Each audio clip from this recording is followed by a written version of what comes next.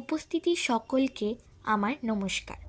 আজ এই বিশেষ দিনে আমি এমন একজনের মানুষের কথা বলতে এখানে এসেছি, যিনি আমার জীবনের সবচেয়ে বড় শক্তি, আমার বাবা।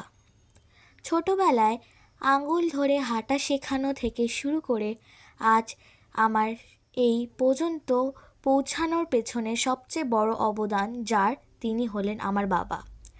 নিজের সব শখ আহ্লাদ বিসর্জন দিয়ে যিনি আমাদের মুখে হাসি ফোটানোর জন্য দিন রাত পরিশ্রম করেছেন, তিনি কোনো সুপার হিরো নন, কিন্তু আমার কাছে তিনি তার থেকেও আরও বড় কিছু।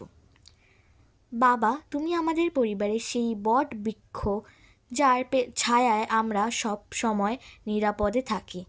তোমার সেই কঠিন মুখের আড়ালেই নিখুঁত ভালোবাসা ও নিঃস্বার্থ ত্যাগের আমি কখনো ভুলব না।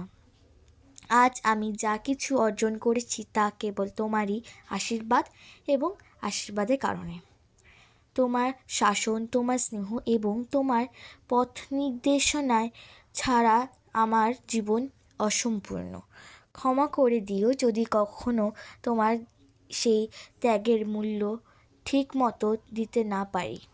সব শেষে শুধু একটুকুই বলবো, আমি পৃথিবীর সব সুখ পেয়েও যদি তোমার ভালোবাসা না পেতাম, তবে আমার সব অর্জনই বৃথা হতো। তো হ্যাপি ফাদার্স ডে বাবা। তুমি সবসময় ভালো থেকো ও সুস্থ থেকো, আর আমাদেরকে এরকমভাবেই আগলিয়ে রেখো। Thank you.